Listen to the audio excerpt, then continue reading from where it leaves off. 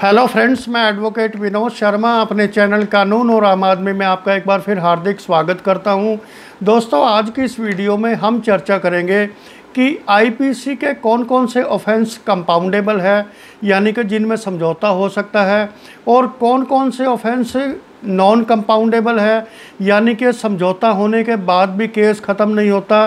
तो दोस्तों, वीडियो शुरू करने से पहले हमेशा की तरह मेरी आपसे रिक्वेस्ट है कि आप मेरे चैनल को सब्सक्राइब करें, वीडियोस को लाइक करें, शेयर करें और बेल आइकॉन का बटन भी ज़रूर प्रेस करें ताकि आने वाली वीडियोस के नोटिफिकेशन आपको उसी वक्त मिलते रहें। तो दोस्तों, आईपीसी यानी कि इंडियन पीनल कोड में कुछ सेक्शंस ऐसे हैं, कुछ ऑफेंसेस ऐसे हैं जिसमें अगर कंप्लेनेंट के साथ अक्यूज़ का समझौता हो जाए तो तब जो है केस ख़त्म हो जाता है और उनको कंपाउंडेबल ऑफेंस बोलते हैं।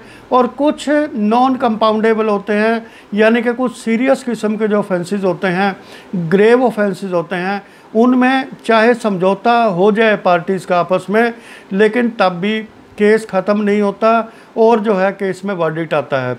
तो दोस्तों, जो कंपाउंडेबल ऑफेंसेस है वो दो तरह के होते हैं, यानी कि जिनमें समझौता हो सकता है, कंपाउंडेबल ऑफेंसेस, और नंबर दो compoundable with permission of court, यानी कि एक तो सीधे कंपाउंड किए जा सकते हैं, समझौता हो सकता है। एक जो है समझौता कोर्ट की परमिशन के साथ जो है केस उसमें वापस लिया जा सकता है।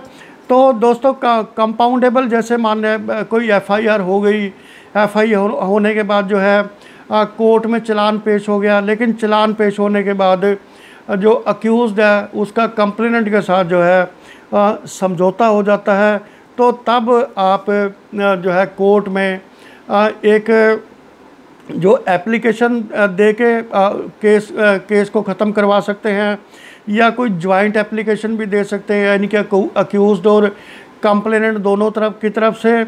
और तब जो है ये जो कंपाउंड किया जाता है ऑफेंस, वो वकील की मौजूदगी में, यानी कि कंप्लेनेंट का जो वकील है उनकी मौजूदगी में ये केस ड्रॉप कर दिया जाता है और इसमें जो है केस की कार्रवाई आगे नहीं चलती।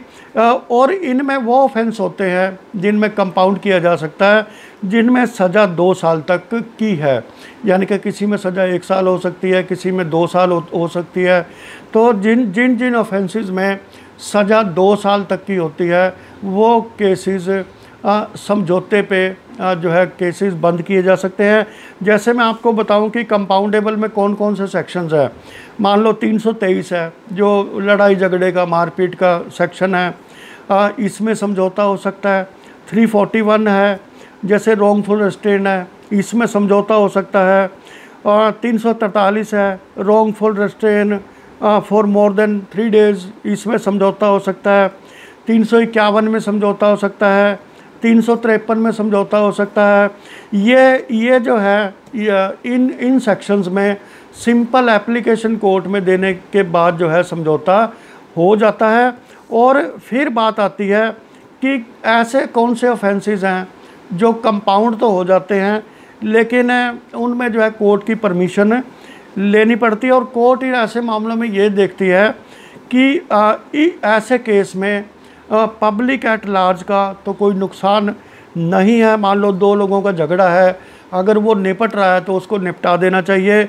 इसमें मुख्य तौर पे सेक्शन आती है 420। तो 420 में अगर दोनों पार्टियां समझौता करती हैं, कंप्लेनेंट और अक्यूज्ड, तो इसमें कई बार कोर्ट जो है कॉम्प्रोमाइज़ डीड मांग लेती है इसमें समझौते की, और या एक सिंपल एप्लीकेशन पे भी जो है कोर्ट की परमिशन से समझौता हो जाता है। और अगर कोर्ट ने परमिशन दे दी तो केस वहीं पे ख़त्म हो जाता है, चाहे इसमें कंप्लेनेंट का एविडेंस भी हो चुका हो, तब भी ऐसे मामलों में समझौता हो जाता है। तो दोस्तों, कहने का मतलब है मोटे तौर पे कि जो 2 साल तक के सज़ा के केस है उनमें समझौता हो जाता है और कुछ परमिशन कोर्ट की लेनी पड़ती है। और इसमें जो 3 साल तक के सज़ा के वो हैं धाराएं, जैसे 452 है, इसमें समझौता नहीं होता। 506 है, 506 में भी समझौता नहीं होता, ये कंपाउंडेबल नहीं है। और अब जो है जो 3 साल से ज़्यादा की जिनमें सज़ा है, यानी कि जो बहुत सीरियस ऑफेंसेस हैं, उनमें समझौता नहीं होता, चाहे दोनों पार्टियां आपस में एग्री कर रही हों केस ना चलाने की, तब भी जो है केस चलता रहेगा। इसमें 498 ए को इसमें बाहर रखा गया है, यानी कि जो दहेज का केस है वो अगर पार्टियां दोनों समझौता कर लेती हैं तो तब जो है केस ख़त्म हो जाता है। लेकिन जैसे बाकी सेक्शंस है, 376 है रेप की, 309 है अटेम्प्ट टू कमिट सुसाइड की, 307 है अटेम्प्ट टू मर्डर की, 394 है रोबरी की, 395 है डकैती की।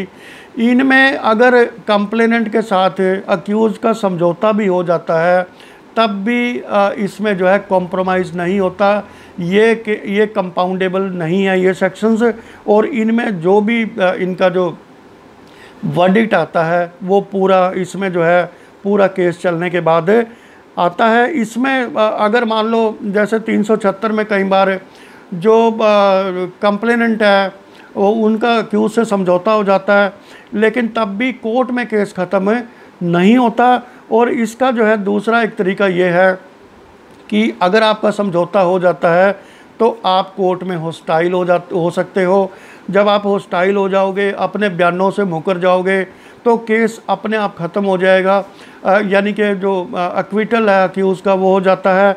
लेकिन उसके लिए जो है आपको हॉस्टाइल होना पड़ेगा और अपने जो पुराने वाले बयान हैं 161 के या 164 के, उन बयानों से आपको मुकरना पड़ेगा, तब ये केस जो है इसमें एक्विटल हो जाता है। तो दोस्तों आज की वीडियो में मैंने आपको बताया कि कंपाउंडेबल और नॉन कंपाउंडेबल ऑफेंसेस आईपीसी के कौन कौन से हैं, क्योंकि अक्सर लोगों में ये जानने की उत्सुकता रहती है कि किन केसेस में, क्रिमिनल केसेस में समझौता हो सकता है और किन